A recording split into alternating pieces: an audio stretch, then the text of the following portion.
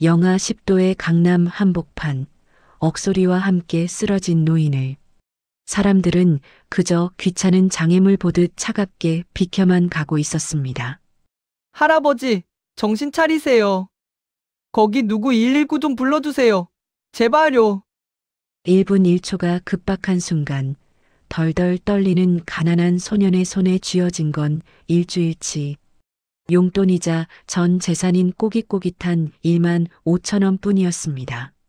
기사님, 제발 빨리요.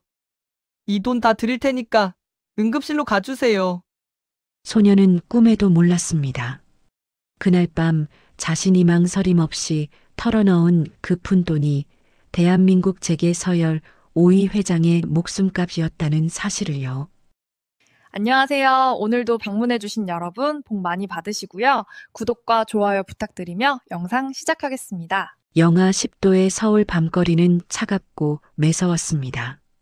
강남대로 빌딩 숲 사이로 불어오는 바람은 칼날처럼 날카로웠죠. 네온사인이 뿜어내는 형광빛 아래로 퇴근길 인파가 서둘러 지나갔습니다. 모두가 추위를 피해 따뜻한 곳으로 향하고 있었어요. 그 인파 속에 한 고등학생이 걷고 있었습니다. 강하늘, 고3 수험생이었죠. 낡은 운동화 밑창에서 갈라진 틈으로 차가운 시멘트 바닥의 냉기가 그대로 전해졌어요. 교복 소매 끝은 실밥이 풀려 있었고요. 명품 패딩을 입은 또래 학생들이 스쳐 지나갈 때마다 하늘은 무의식 중에 해진 소매를 감췄습니다. 주머니 속 지갑에는 15,000원이 들어 있었어요. 일주일을 버텨야 하는 전 재산이었죠. 오늘 학원 앞 문제집 가게에서 한참을 망설였습니다. 수학 문제집이 딱 15,000원이었거든요. 하지만 사면 일주일 내내 점심을 굶어야 했습니다. 결국 하늘은 빈손으로 돌아왔어요. 집에서 어머니가 모아둔 기출문제 프린트물로 공부하면 된다고 스스로를 다독이며요. 엄마 다녀왔어요. 집에 돌아가면 할 첫마디였습니다. 달동네 옥탑방에서 홀로 분식집을 꾸리는 어머니 서연. 새벽 5시에 일어나 육수를 끓이고 밤 11시에 가게 문을 닫는 사람이었죠. 거친 손으로 하늘의 머리를 쓰다듬으며 우리 아들 고생 많다라고 말하는 어머니의 목소리가 떠올랐습니다. 그때였어요. 앞쪽에서 갑자기 사람들이 웅성거리기 시작했습니다. 인파가 한쪽으로 밀리면서 원형으로 공간이 만들어졌죠. 하늘이 고개를 들어보니 한 노인이 땅바닥에 쓰러져 있었습니다. 60대 후반으로 보이는 정장 차림의 남자였어요. 얼굴은 창백했고 입술은 파랗게 질려 있었습니다. 아저씨, 괜찮으세요? 하늘이 다가가려는 순간 옆을 지나던 직장인이 팔을 잡았습니다. 야, 엮이지 마. 주치자일 수도 있어. 다른 사람들도 수군거렸죠. 요즘 보이스피싱 새로운 수법 아니야? 119 부르면 되지 뭐. 우리가 나설 일은 아니잖아. 사람들은 쓰러진 노인을 구경하듯 둘러섰지만 아무도 다가가지 않았습니다. 핸드폰만 꺼내 들었을 뿐이었어요. SNS에 올릴 영상을 찍는 사람도 있었습니다. 하늘은 본능적으로 인파를 해치고 노인에게 다가갔습니다. 무릎을 꿇고 맥박을 확인했죠. 약하게 뛰고 있었어요. 호흡은 불규칙했습니다. 심근경색 같아요. 누가 119 불러주세요. 하늘이 소리쳤지만 사람들은 뒷걸음질만 쳤습니다. 누군가 119에 전화를 걸었지만 통화 연결이 지연된다는 안내음만 반복됐어요. 금요일 밤 응급 전화는 폭주하고 있었죠. 노인의 얼굴이 점점 더 창백해졌습니다. 이대로는 안 되겠다는 생각이 들었어요. 하늘은 주머니에서 지갑을 꺼냈습니다. 15,000원짜리 지폐를 꺼내 들고 손을 번쩍 들었죠. 택시 좀 세워주세요. 지나가던 택시가 멈춰 섰습니다. 하늘은 운전기사에게 사정을 설명했어요. 가까운 응급실로 가주세요. 빨리요. 학생, 요금은? 지금 이거밖에 없는데요. 병원 가면 보호자한테 받을 수 있을 거예요. 운전기사는 잠시 망설이다가 고개를 끄덕였습니다. 하늘과 지나가던 행인 한 명이 노인을 택시에 태웠죠. 하늘도 함께 탔습니다. 택시가 출발했어요. 신호등이 바뀔 때마다 하늘은 노인의 맥박을 확인했습니다. 여전히 뛰고 있었죠. 약하지만 살아 있었어요. 아저씨, 조금만 버티세요. 곧 병원이에요. 노인의 눈꺼풀이 미세하게 떨렸습니다. 의식이 완전히 사라지진 않은 것 같았어요. 병원 응급실에 도착했을 때 의료진이 바로 달려왔습니다. 노인을 들것에 올렸죠. 하늘은 택시기사에게 15,000원을 건넸어요. 학생, 이거론 부족한데. 죄송해요. 지금 이게 다예요. 기사는 한숨을 쉬었지만 돈을 받았습니다. 하늘은 응급실로 뛰어들어갔어요. 접수 데스크에서 간호사가 물었습니다. 보호자세요? 아니요. 길에서 쓰러진 분을 모시고 왔어요. 신원 확인이 필요한데요. 학생 신분증 좀 주시겠어요? 하늘은 멈칫했습니다. 신분증을 주면 나중에 치료비를 청구받을 수도 있겠다는 생각이 들었죠. 어머니 얼굴이 떠올랐어요. 분식집 하루 매출로도 버거운 형편의 병원비까지 감당할 수 없었습니다. 그리고 무엇보다 대가를 바라고 한 일이 아니었어요. 저 급한 일이 있어서요. 환자분 안전하게 모셨으니 전 이만 가보겠습니다. 잠깐 학생.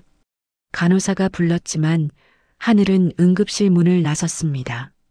병원 로비에 따뜻한 공기가 온몸을 감쌌지만 곧 밖으로 나가자 다시 칼바람이 얼굴을 때렸어요.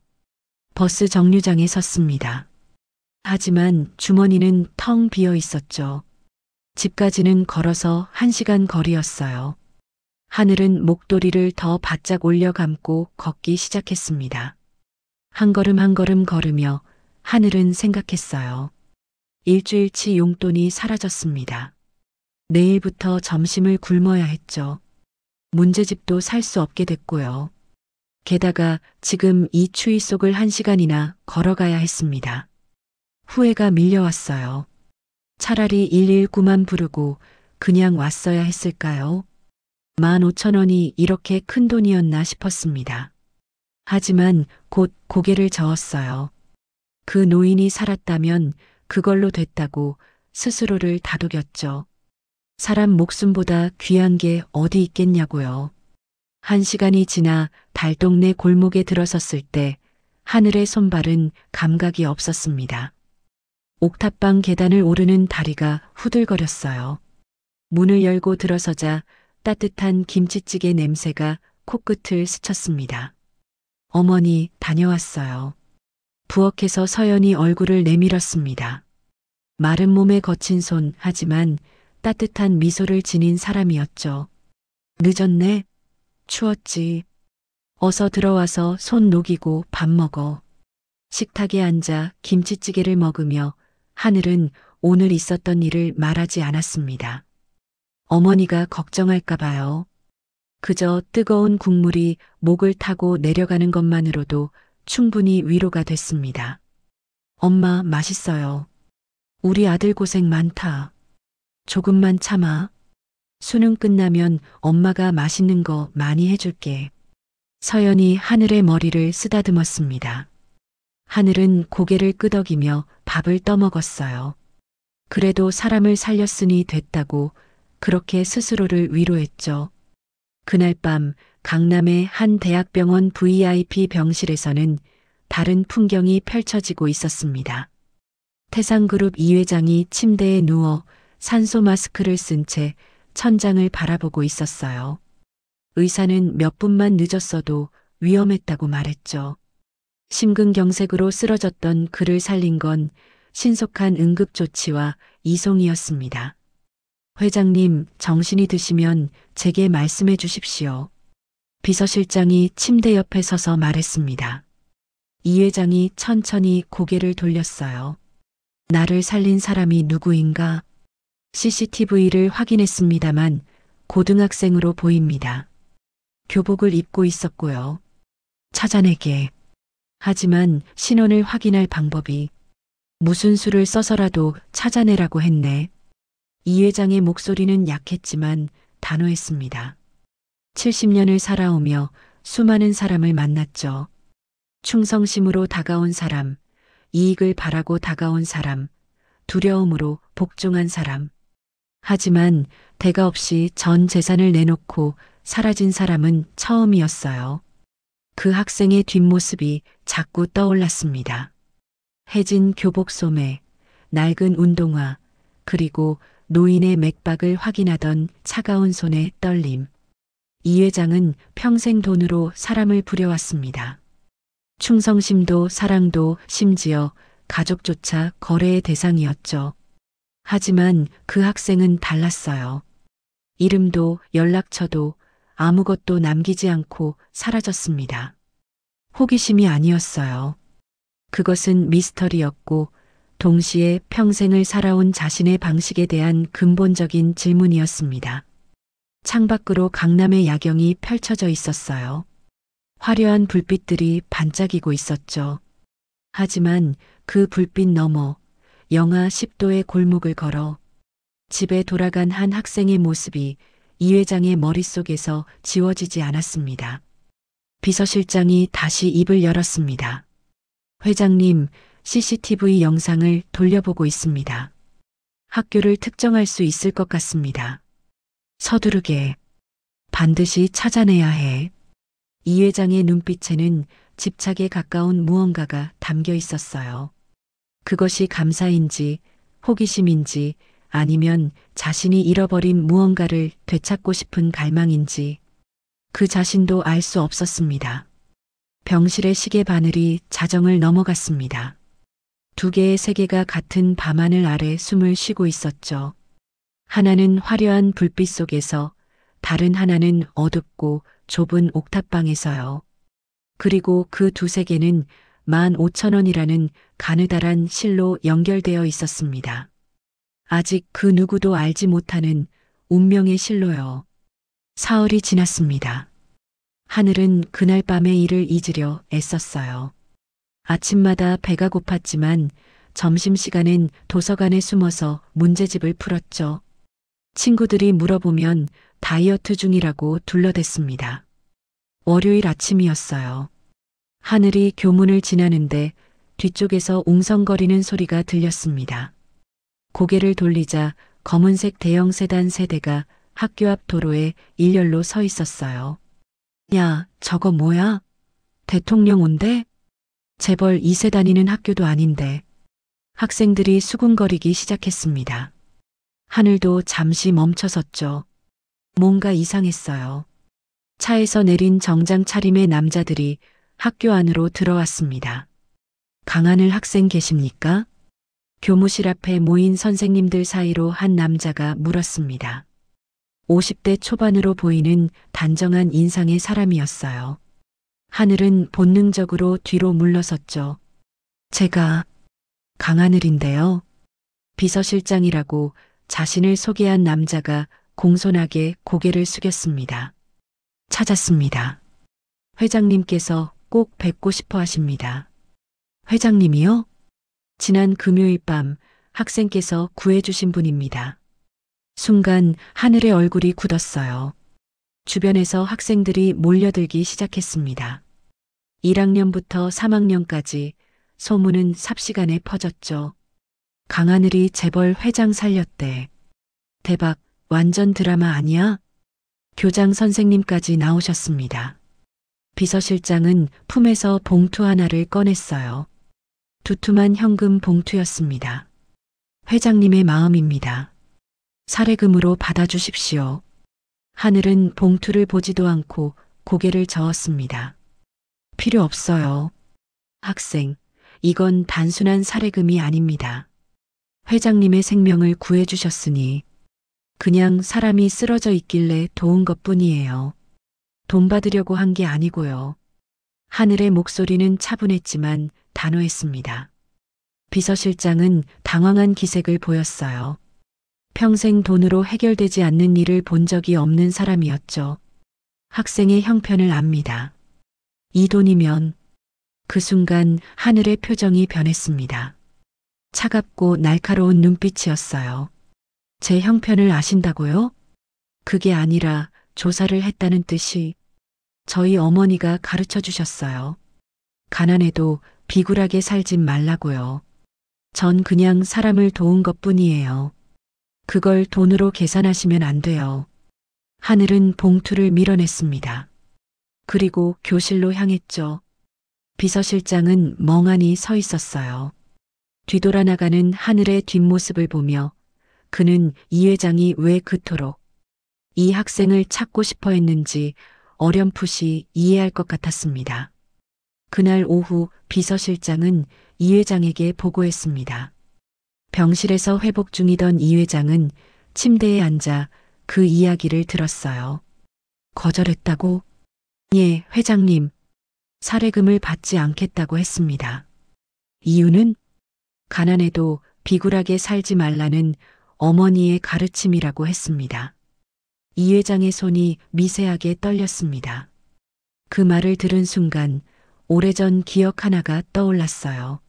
17년 전 딸이 임신 사실을 고백했을 때 자신이 내뱉었던 말이었죠. 내가 뭘 믿고 이 집에 얼굴을 들고 다니겠느냐. 비굴하게 굴지 말고 당장 나가라. 이 회장은 비서실장에게 말했습니다. 그 학생 신상을 다시 조사하게. 빠짐없이. 이틀 후 비서실장이 서류 한 뭉치를 들고 왔습니다. 가족관계 증명서, 주민등록 등본, 학교 기록부까지요. 이 회장은 서류를 펼쳤어요. 학생 이름 강하늘. 생년월일 2007년 3월생. 어머니 서연, 구 이서연. 부 미상. 손에 쥔 종이가 바스락거렸습니다. 서연, 이서연.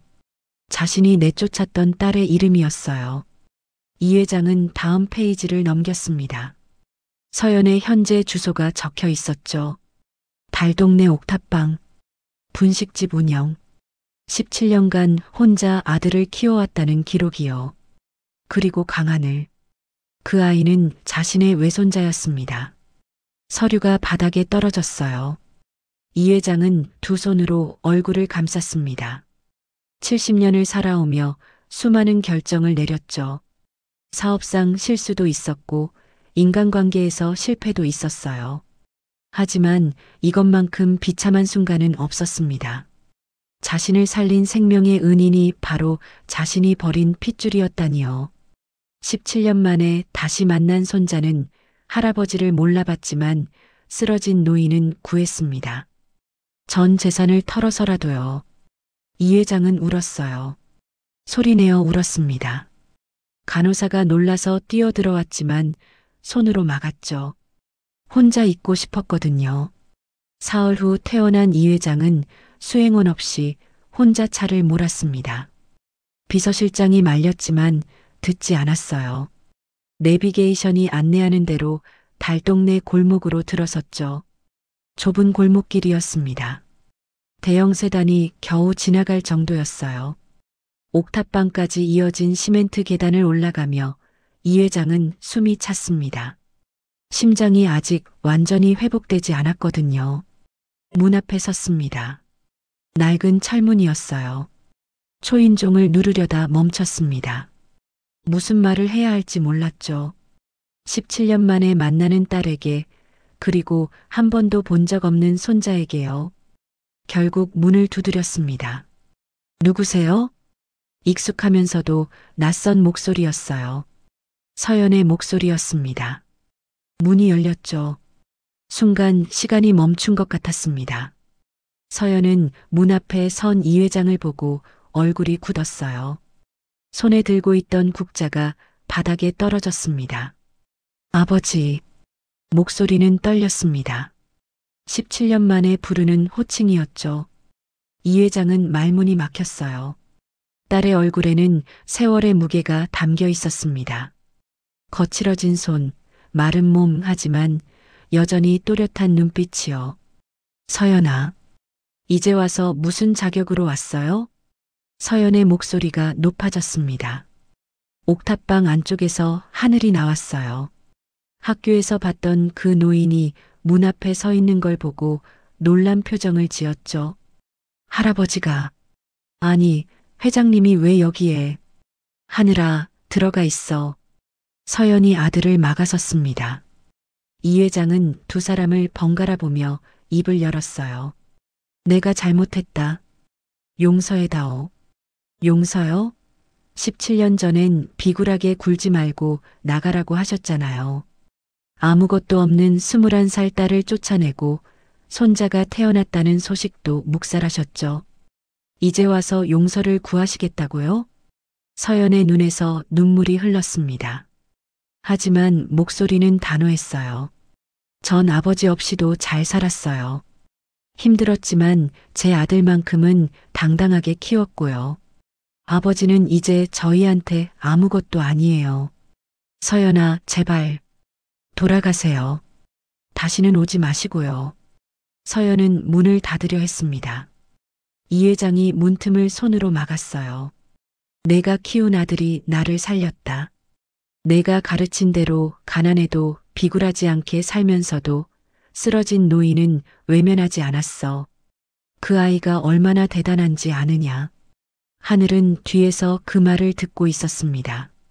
어머니가 흐느끼는 소리가 들렸어요. 제발 돌아가세요. 우린 그냥 가만히 살고 싶어요. 서연은 문을 걸어 잠갔습니다. 이 회장은 닫힌 문 앞에 서 있었어요. 안에서 서연이 우는 소리가 들렸죠. 하늘이 어머니를 달래는 목소리도요. 이 회장은 옥탑방 계단에 주저앉았습니다. 정장 바지가 더러워지는 것도 신경 쓰지 않았어요. 영하의 날씨였지만 일어설 생각이 없었습니다. 1시간이 지나고 2시간이 지났습니다. 밤이 깊어갔어요. 옥탑방 불빛이 하나씩 꺼졌습니다. 하지만 이 회장은 자리를 뜨지 않았죠. 비서실장에게서 전화가 왔습니다. 받지 않았어요. 다시 한번, 또 한 번 전화벨이 울렸지만 무시했습니다. 새벽 2시쯤 옥탑방 문이 살짝 열렸어요. 하늘이 얼굴을 내밀었습니다. 계단에 앉아있는 이 회장을 보고 놀란 표정을 지었죠. 아직도 여기 계세요? 이 회장은 고개를 들었습니다. 얼굴은 추위로 창백했고 입술은 파랗게 질려 있었어요. 하늘은 담요 하나를 들고 나왔습니다. 이거라도 덮으세요. 얼어 죽으시면 안 되니까요. 하늘은 담요를 이 회장 무릎에 올려놓고 다시 문 안으로 들어갔습니다. 문이 닫히는 소리가 들렸어요. 잠기진 않았죠. 이 회장은 담요를 펼쳐 몸에 둘렀습니다. 담요에서 세제 냄새가 났어요. 오래된 담요였지만 깨끗하게 빨아놓은 것이었습니다. 그는 그렇게 밤을 새웠어요. 돌아가지 않았습니다. 70년 인생에서 처음으로 자신의 잘못을 온몸으로 직면하는 시간이었죠. 동이 트기 시작했습니다. 달동네 골목에 하나둘 불이 켜지기 시작했어요. 출근 준비를 하는 사람들의 발소리가 들렸습니다. 이 회장은 여전히 계단에 앉아 있었어요. 담요를 덮고 닫혀 있지만 잠기지 않은 문을 바라보면서요. 그 문이 다시 열리길, 딸이 자신을 용서해 주길 기다리며요. 하지만 문은 열리지 않았습니다. 서연은 나오지 않았어요. 하늘도 마찬가지였죠. 그날 아침 이 회장은 비틀거리며 계단을 내려갔습니다. 차에 올라탔어요. 백미러에 비친 자신의 얼굴은 처참했습니다. 하룻밤 사이에 10년은 늙은 것 같았죠. 비서실장에게서 다시 전화가 왔습니다. 이번엔 받았어요. 회장님, 괜찮으십니까? 자네, 사람이 진짜 후회한다는 게 뭔지 아나? 회장님? 자신이 저지른 일을 되돌릴 수 없다는 걸 깨닫는 순간이야. 그리고 그 대가를 평생 치러야 한다는 것도. 이 회장은 전화를 끊었습니다. 시동을 걸고 골목을 빠져나갔어요. 백미러로 옥탑방이 점점 작아지는 게 보였습니다. 하지만 마음속엔 결심이 자리 잡고 있었어요. 포기하지 않겠다는 결심이요. 딸과 손자를 다시 잃을 순 없었습니다. 17년 전처럼 돈과 권력으로 해결하려 했던 자신의 방식은 통하지 않았죠. 이번엔 달라야 했습니다. 아버지로서, 할아버지로서 진심으로 다가가야 했어요. 차는 강남으로 향했습니다. 하지만 이 회장의 마음은 여전히 그 달동네 옥탑방 계단에 남아 있었어요. 담요의 온기와 함께요. 일주일이 지났습니다. 이 회장은 매일 옥탑방을 찾아갔어요. 하지만 문은 열리지 않았죠. 그는 계단에 앉아 한두 시간씩 기다리다 돌아가곤 했습니다. 어느 날 아침 서연의 분식집 앞에 낯선 남자가 나타났어요. 40대 초반으로 보이는 말쑥한 차림의 사람이었습니다. 명함을 내밀었죠. 안녕하십니까? 인터넷 매체 기자 박민수라고 합니다. 서연은 손님인 줄 알고 자리를 안내하려 했어요. 하지만 박 기자는 앉지 않았습니다. 사모님, 이 회장님과의 관계에 대해 여쭤보고 싶은데요. 서연의 얼굴이 굳었습니다. 무슨 말씀이신지 모르겠네요. 아시잖아요. 17년 전 일 말입니다. 그리고 최근 회장님이 이곳을 자주 방문하신다는 것도요. 박 기자는 핸드폰을 꺼내 사진 몇 장을 보여줬어요. 옥탑방 계단에 앉아 있는 이 회장의 모습이었습니다. 담요를 덮고 밤을 새우던 그날 밤의 사진도 있었죠. 좋은 기사가 될 것 같습니다. 재벌 회장의 숨겨진 가족, 그리고 극적인 재회. 국민들이 아주 좋아할 만한 스토리예요. 서연의 손이 떨렸습니다. 제발 그냥 가주세요. 저희는 조용히 살고 싶어요. 조용히요? 이미 늦었습니다. 이런 특종을 그냥 묻을 순 없죠. 박 기자는 가게를 나가며 덧붙였어요. 회장님께 전해주세요. 제 연락 기다리겠다고요. 그날 저녁 하늘이 학교에서 돌아오는 길이었습니다. 골목 어귀에서 같은 남자가 기다리고 있었어요. 박 기자였죠. 강하늘 학생이죠? 할아버지 찾는 건 어때요? 감동적이지 않나요? 하늘은 무시하고 지나가려 했습니다.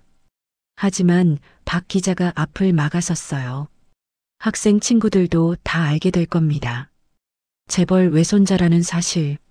학교 생활이 편하지 않을 거예요. 비키세요.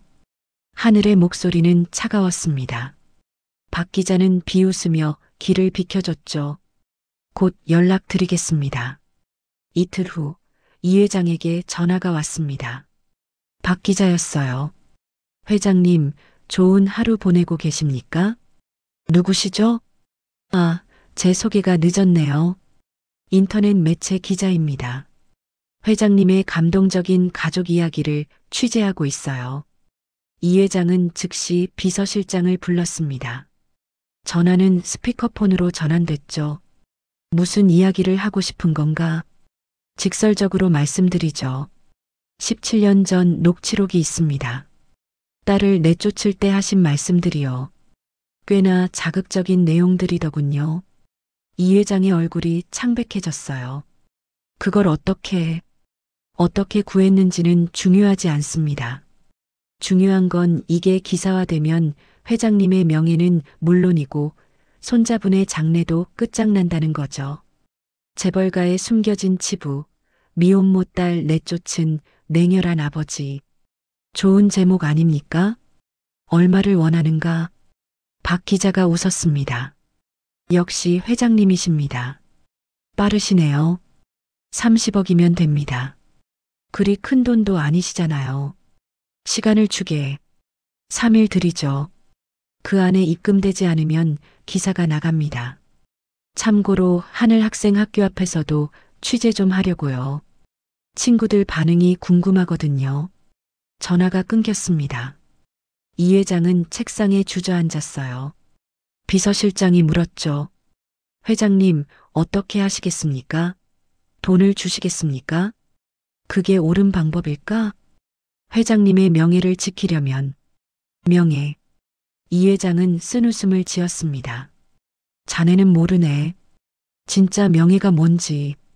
돈으로 입을 막는다고 해서 내가 한 일이 사라지는 건 아니야.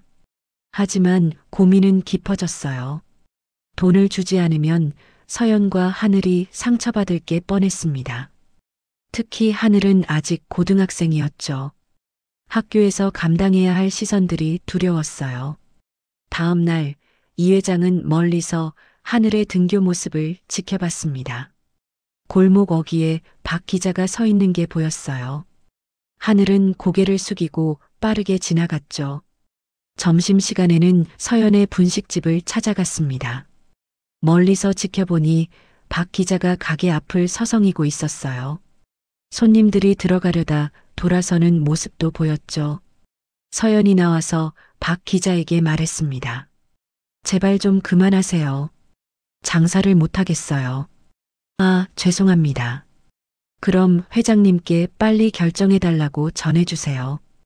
이 회장은 주먹을 쥐었어요. 저렇게 딸과 손자를 괴롭히는 인간을 그냥 둘 수 없었습니다. 하지만 돈을 준다는 건 또다시 가족을 숨겨야 할 존재로 만드는 것이었어요. 그날 밤 이 회장은 서재에 혼자 앉아 있었습니다. 창밖으로 서울 야경이 펼쳐져 있었죠. 70년을 살아오며 지켜온 모든 것들이 저 불빛 속에 있었어요. 태상그룹 회장이라는 이름, 재계의 거물이라는 평판, 존경받는 기업인이라는 이미지, 모두 자신이 평생 쌓아 올린 것들이었습니다. 하지만 그 모든 게 거짓 위에 세워진 탑이었어요. 딸을 버리고 손자의 존재를 외면하며 쌓아 올린 명예였죠. 다음 날 아침, 이 회장은 비서실장을 불렀습니다. 긴급 기자회견을 준비하게. 회장님, 오늘 오후 3시 모든 언론사에 공지하게.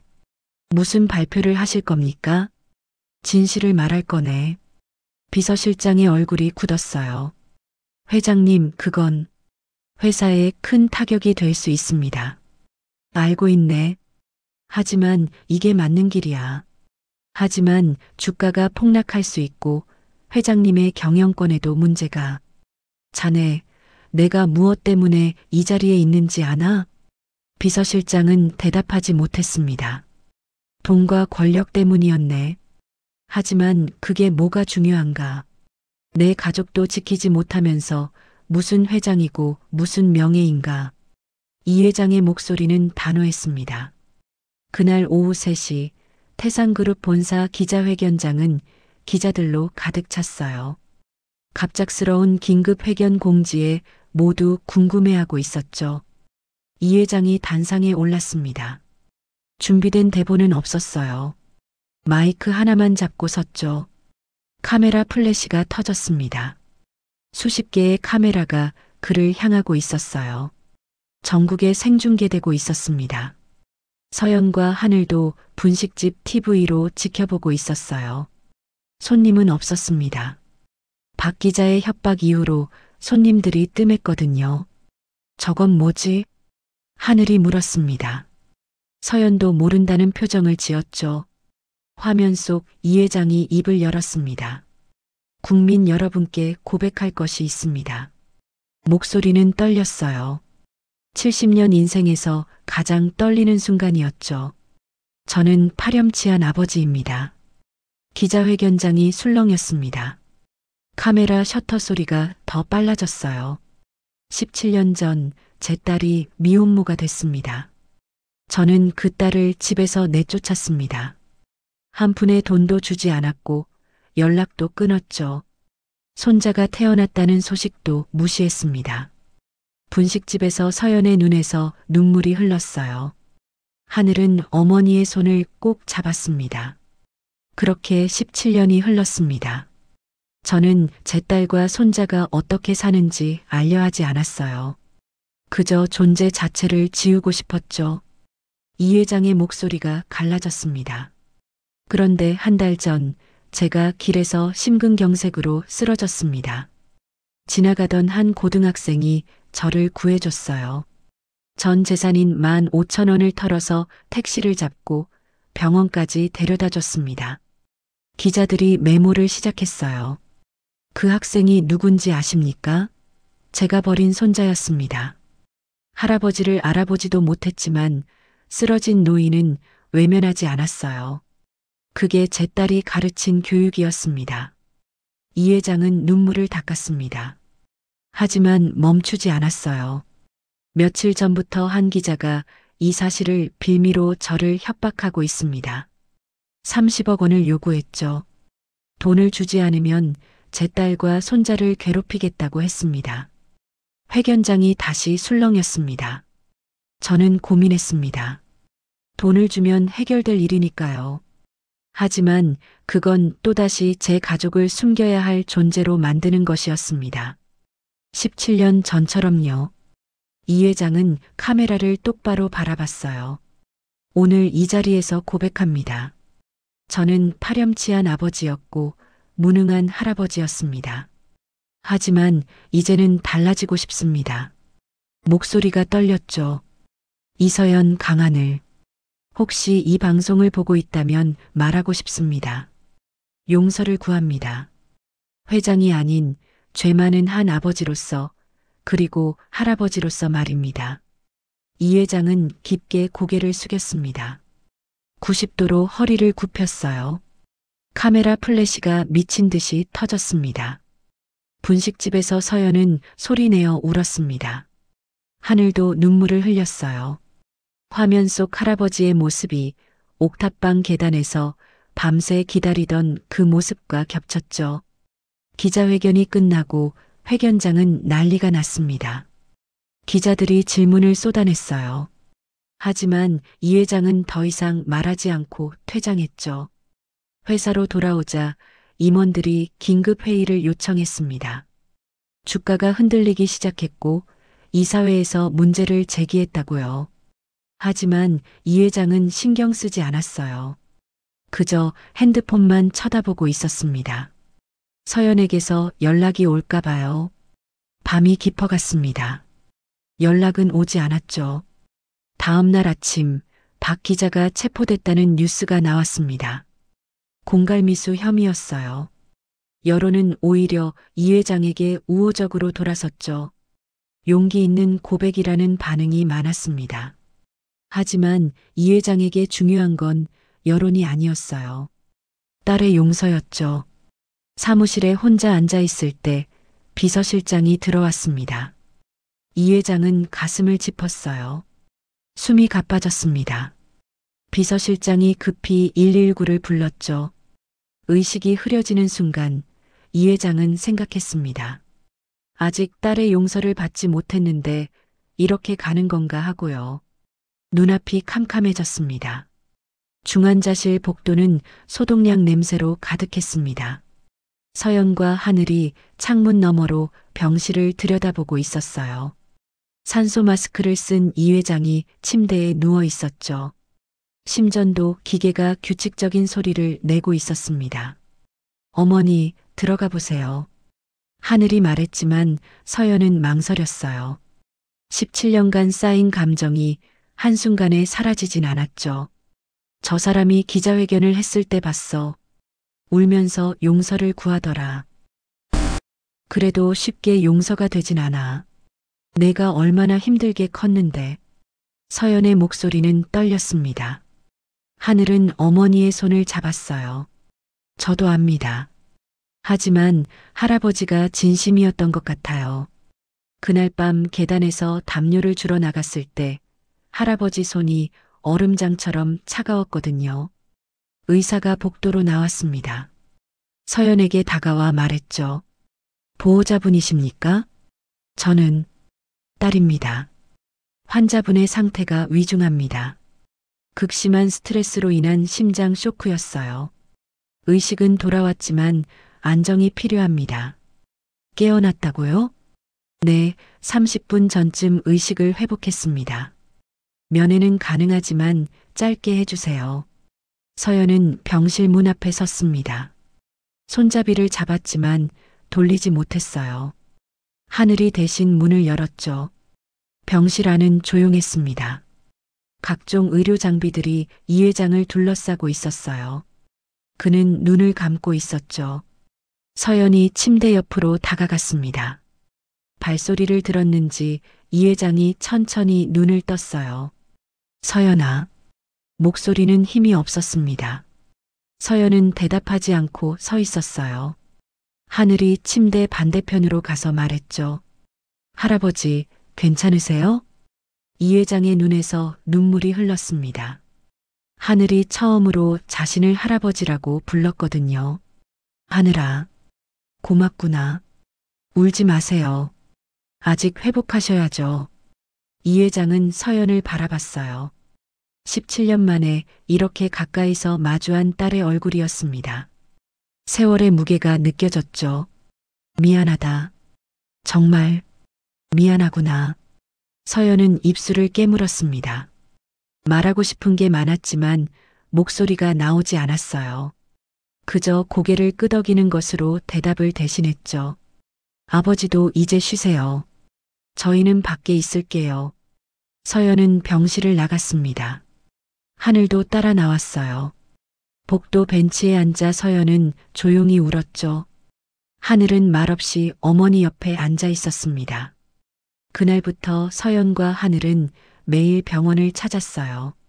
처음엔 짧게 들렀다 나갔지만 점차 머무는 시간이 길어졌습니다. 일주일이 지나고 이 회장은 일반 병실로 옮겼어요. 상태가 많이 좋아진 거였죠.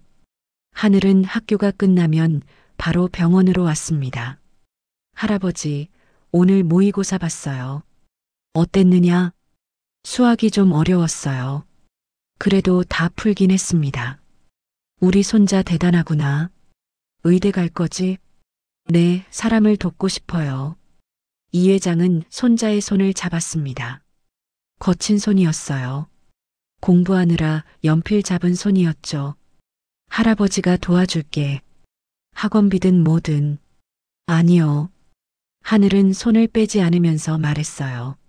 저 혼자 하고 싶어요. 어머니가 그러셨거든요. 돈으로 받은 건 언젠가 돈으로 갚아야 한다고요. 하지만 대신 할아버지가 해주실 수 있는 게 있어요.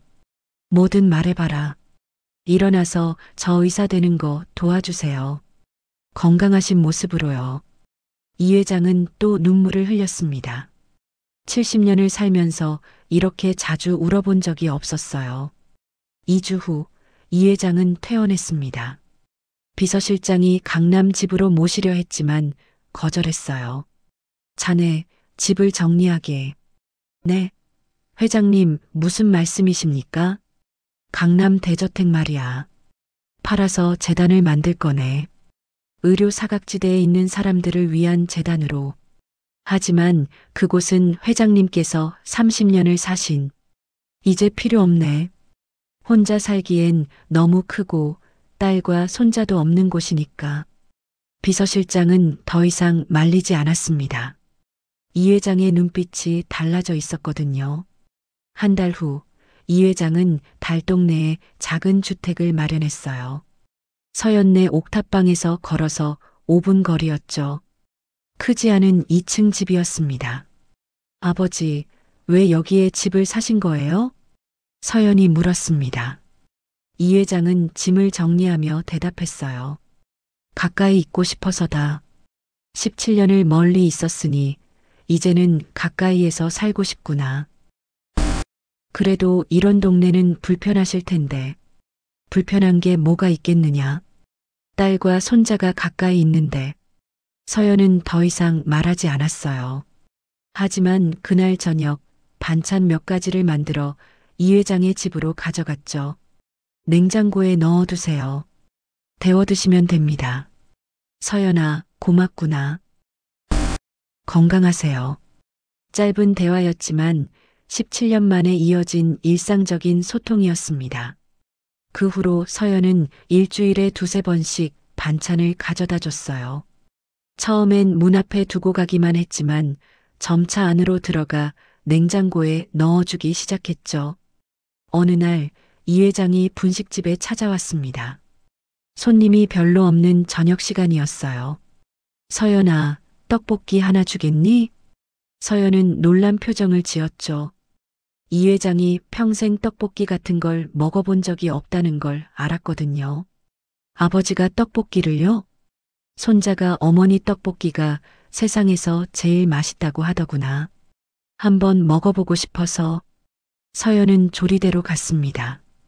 평소보다 더 정성스럽게 떡볶이를 만들었어요. 매운 것을 못 드실까봐 덜 맵게 만들었죠. 이 회장은 첫 입을 떠먹었습니다. 달콤하고 약간 매콤한 맛이 입안에 퍼졌어요. 70년 인생에서 처음 먹어보는 음식이었죠. 맛있구나. 거짓말 안 하셔도 돼요. 진심이야. 정말 맛있다. 이 회장은 한 그릇을 다 비웠습니다. 서연은 그 모습을 보며 미소를 지었어요. 작지만 따뜻한 미소였죠. 수능이 100일 남은 날이었습니다. 하늘이 집에 돌아오니 옥탑방 평상에 음식이 차려져 있었어요. 서연이 준비한 삼겹살 구이와 된장찌개였죠. 어머니, 오늘 무슨 날이에요? 수능 100일이잖아. 축하해야지. 그때 계단 아래에서 목소리가 들렸습니다. 나도 끼워줄 수 있겠니? 이 회장이었어요. 손에는 과일 바구니를 들고 있었죠. 할아버지. 하늘이 반갑게 맞았습니다. 서연도 망설이다가 고개를 끄덕였어요. 들어오세요. 세 사람이 평상에 둘러앉았습니다. 좁은 공간이었지만 따뜻했어요. 서연이 고기를 구우며 말했죠. 아버지, 이런 거 드실 수 있으세요? 왜 못 먹겠느냐? 손자 수능 100일인데. 이 회장은 쌈을 하나 싸서 하늘의 입에 넣어줬어요. 하늘이 웃으며 받아 먹었죠. 할아버지, 쌈 싸는 거 처음이시죠? 들켰구나. 어떠냐? 맛있어요. 저녁 식사는 느긋하게 이어졌습니다. 대화도 자연스러웠어요. 하늘의 학교 이야기, 서연의 가게 이야기, 이 회장의 회사 이야기까지요. 할아버지는 회사 일 괜찮으세요? 기자회견 이후로 많이 힘드시다던데. 괜찮단다. 주가는 좀 떨어졌지만 다시 회복하고 있어. 오히려 회사 이미지는 좋아졌어. 그래도 건강 조심하세요. 너만큼은 하지 못하겠지만 노력할게. 이 회장은 하늘의 머리를 쓰다듬었습니다. 그리고 서연을 바라봤어요. 서연아, 내가 하늘이를 참 잘 키웠구나. 당연한 거죠. 제 아들이니까요.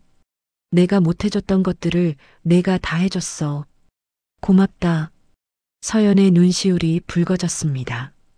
이제 와서 그런 말씀하시면 어떡해요. 늦었지만 이제라도 말하고 싶었어. 이 회장도 눈물을 글썽였어요. 하늘이 두 사람의 손을 잡았죠. 할아버지, 어머니, 울지 마세요. 저 기분 좋은 날인데. 세 사람은 웃었습니다. 눈물을 닦으며 웃었어요. 그날 밤 식사를 마치고 이 회장은 집으로 돌아갔습니다. 짧은 골목길을 걸으며 하늘을 올려다봤어요. 별이 보였죠? 70년을 살면서 가장 맛있는 저녁이었습니다. 고급 레스토랑 음식이 아니라 옥탑방 평상에서 먹은 삼겹살이요. 그리고 가장 행복한 시간이었어요. 혼자가 아니라 딸과 손자와 함께한 시간이었죠. 몇 달이 흘렀습니다. 수능 당일 이 회장은 새벽부터 하늘을 응원하러 왔어요. 서연도 분식집 문을 닫고 함께 나왔죠.